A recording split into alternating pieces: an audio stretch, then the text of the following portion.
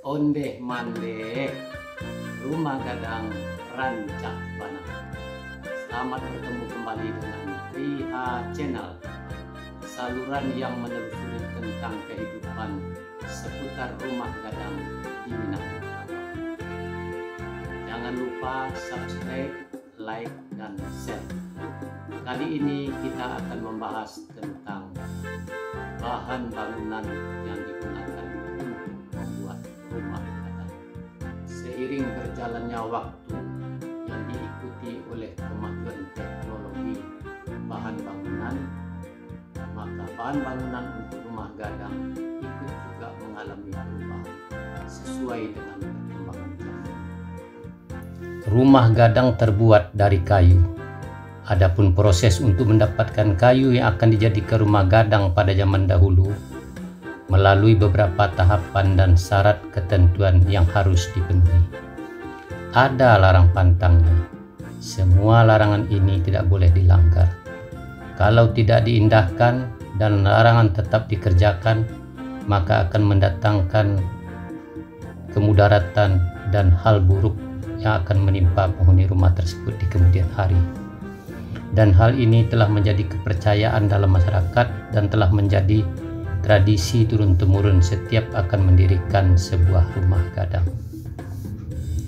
Kayu merupakan bahan utama yang digunakan untuk membuat rumah gadang.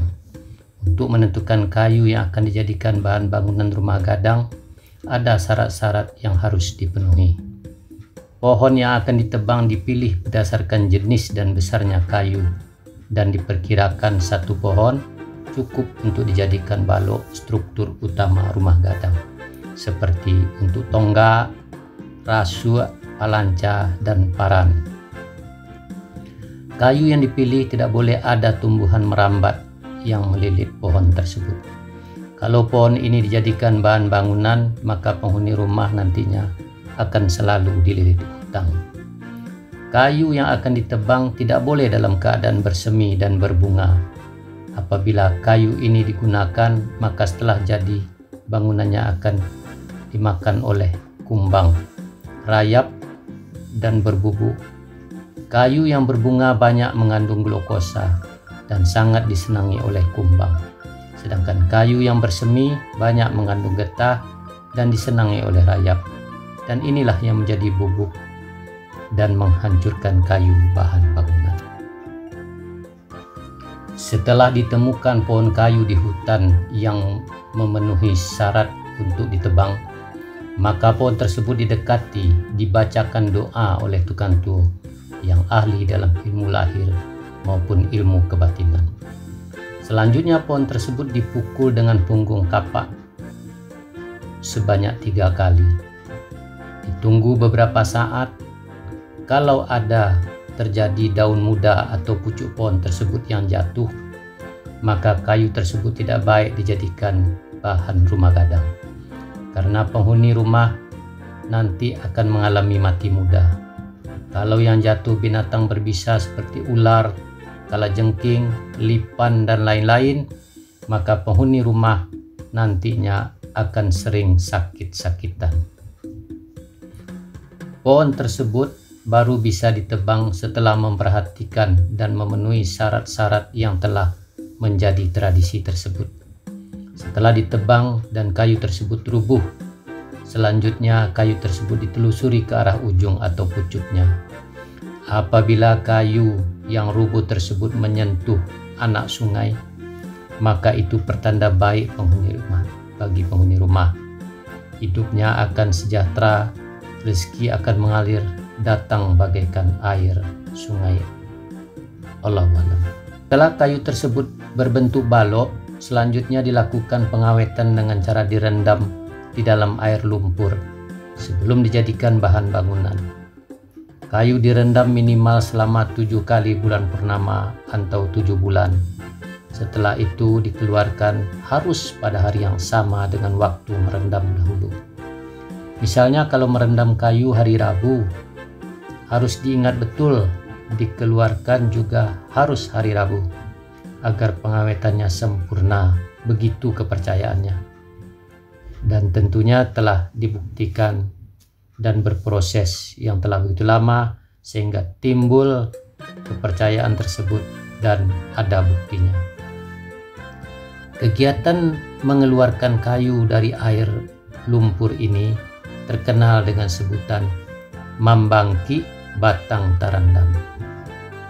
Selain kayu, bambu juga digunakan sebagai komponen rumah gadang, terutama digunakan sebagai dinding. Bambu biasanya digunakan pada dinding yang letaknya sering kena tampias air hujan, seperti di dinding bagian samping dan dinding bagian belakang rumah gadang. Bambu juga banyak digunakan pada rangkiang atau lumbung tempat penyimpanan padi. Dipilihnya bambu sebagai dinding rangkiang, sebagai penangkal tikus, sebagai hewan pengerat. Tikus tidak bisa menggigit bambu karena bambu memiliki serat yang tajam dan bisa melukai bibir tikus tersebut.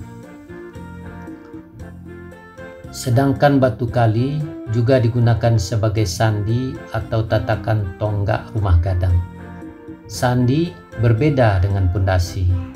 Sandi dibuat setelah struktur rumah gadang jadi, sedangkan pondasi dibuat sebelum struktur jadi sebagai dudukannya.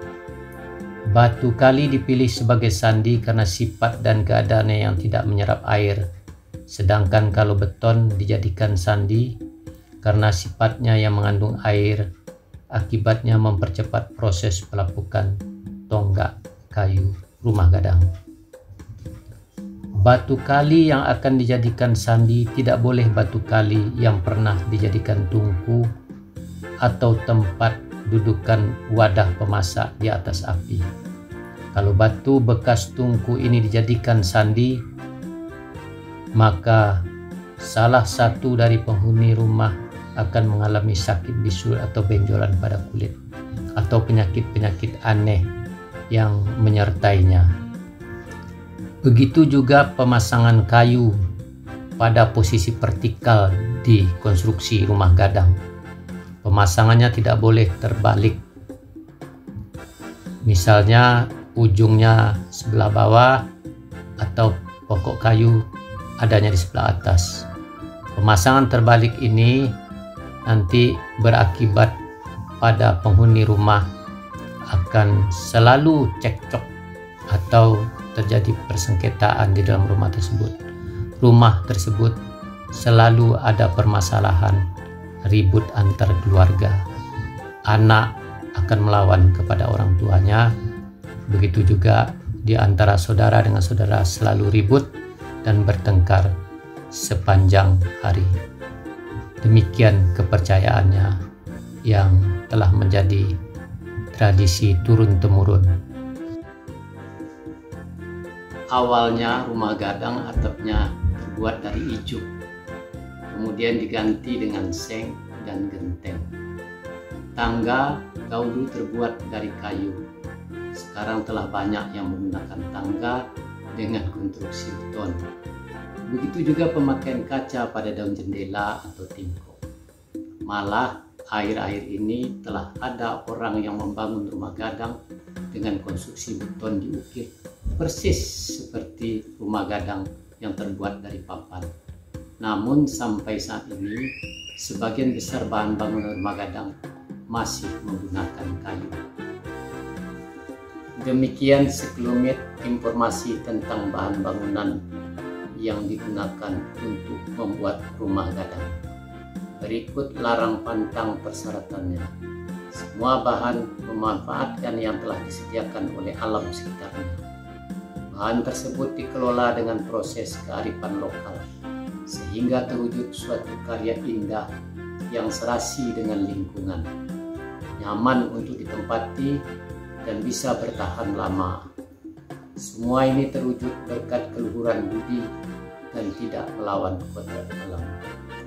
Tang bilangi kepadoman, alam takambang jadi guru.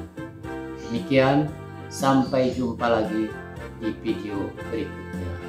Terima kasih.